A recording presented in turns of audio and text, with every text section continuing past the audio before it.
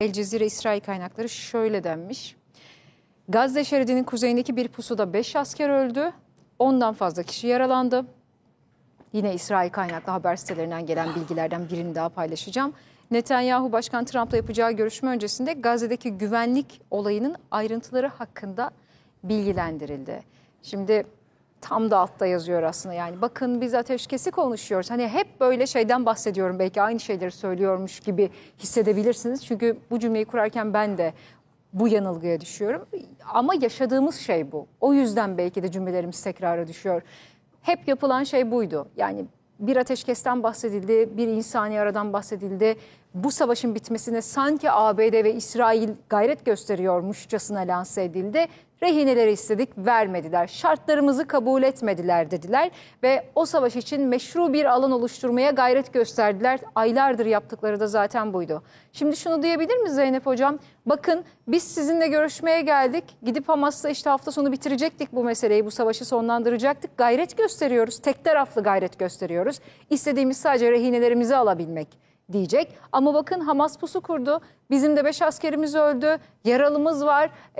Aslında hiç de bitirmek istemiyorlar bu savaşı diyecek ve belki de çünkü İsrailli kaynakların hep duyduğumuz, gördüğümüz haberler var ya, aslında çok da bu savaşı bitirmek istemiyorlar. Uzatma gayreti gösteriyorlar ama emir büyük yerden ve emir de demiri kesiyor. Demir biliyorsunuz kim olduğunu, işte Trump'ın Netanyahu'ya dikte etmesi. Böyle pazarlayıp biz aslında savaşın biteceğini düşünürken hiç bunun konuşulmama ya da bunun bitmeme ihtimali de olabilir mi hocam? Şimdi şöyle Sümeyye Hanım, Netanyahu'ya aslında hak verebilir mi yani Trump günün sonunda? Hayır, ben hani bu anlamda evet haklısın. Gerçekten biz çaba gösteriyoruz ama ben de seninle birlikte çaba gösteriyorum ama Hamas işte tabiri yerindeyse yerinde durmuyor. Yaklaşımı, hayır, bu bir gerçek, hani rasyonel bir yaklaşım olmayacak. Çünkü Amerika ve İsrail'den bahsediyoruz. Bu noktayı eğer böyle bir cümle kurulacak ise bile bu bir bahane olacaktır. Hani biz ateşkesle ilgili hep şunu söylüyoruz ya, ateşkes nihai bir savaşın bitmesi anlamına gelmiyor. Savaşın nihayetlendirilmesi anlamına gelmiyor. Şimdi evet, Trump bunu Nobel Barış Ödülünü alma hevesiyle işte ve kendi meşruiyetini de bir şekilde yeniden dizayn edebilmek, çünkü o buyurun. Şahanesiniz. Hocam tam da aslında konuştuğumuz konuyla ilgili saldırının olduğu haberini Netanyahu'ya veriyorlar. O anı gösteriyorlar. Bir İsrail medyasından bir şey buraya da okudum. verebilir miyiz Hakan? Tamam. Bundan önce İsrail medyasında yüzüne dikkat çekmenizi rica edeceğim. ilginç bir şey var. Yani Buyurun. kısaca hocamın müsaadesiyle İsrail medyasına yansıyor. Kaynakta Beyaz Saray'a yakın kaynaklar. Tamam, ne diyorlar? ABD Başkanı Trump, İsrail'e Gazze'deki savaşı bitirmesi karşılığında Suriye ile normalleşme anlaşması teklif ediyor. Bir daha alabilir miyim? Söyler ABD misiniz? Başkanı Trump, İsrail'e Gazze'deki savaşı bitirmesi, yani kesin ateşkes karşılığında Suriye ile normalleşme anlaşması teklif ediyor. Trump'ın teklifi. Hatta Trump, ABD'nin garantörü olacağı bir İsrail-Suriye anlaşmasını ele almak üzere Şam'a bir temsilci gönderdi.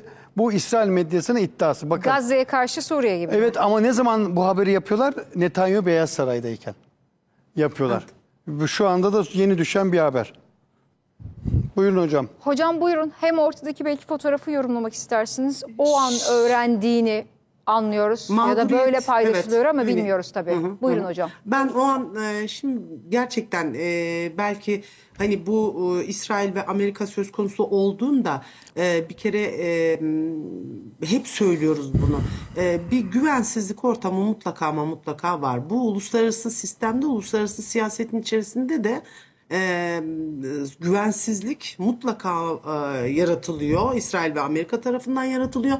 Dolayısıyla bu sadece bizlere işte ya da Türkiye'deki akademisyen ya da gazetecilere ya da işte televizyon moderatörlerinin sadece hissettikleri değil. Ben tüm dünyadaki birçok devletin içindeki işte analistlerin, gazetecilerin, siyasetçilerin, hani söz konusu Amerika ve İsrail olduğunda aynı hislerle yaklaştığını mevzuya iddia edebilirim. Hatta yani bu cümlenin de arkasında dururum. Neden? Çünkü her iki bu mesela son zamanlarda da özellikle uluslararası ilişkilerciler arasında çok böyle moda bir tabir var. Simbiyotik bir ilişki.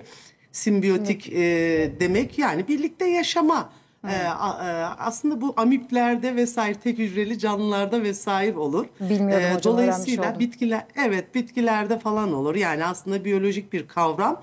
Ama şimdi Orta Doğu'da hem İsrail hem de Amerika'nın nesi var? Bu simbiyotik ilişkisi söz konusu. Neden? Çünkü birbirleri üzerinden geçinebildikleri bir alan var. Ve şu sizin hani özellikle resim üzerinden yorumlamamı istediniz.